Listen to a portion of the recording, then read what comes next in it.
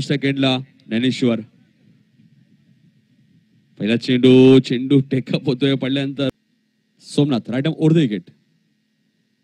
यावेळेस मात्र कट करण्याचा प्रयत्न होता. शिवाजीदादा शेलार यांना सुद्धा आम्ही श्रद्धांजली वाहिली आणि आज सुद्धा आम्ही शिवाजीदादा शेलार यांना श्रद्धांजली वाहिली. भाऊ पाटील आणि मी नितीन गाण खूप प्रेम आमच्यावरती, नेहमी आम्हाला सातत्याने कधी कॉल करून आम्हाला बोलवायचे. यावेळेस मात्र चूक. चला खाडी संघ आला असेल तर यायचे संघनायक. यावेळेस मात्र चेंडू घेऊन करते क्षेत्ररक्षक जेल खाली. ज्ञानेश्वर बाद. भावेश कोणती चूक करत नाहीये.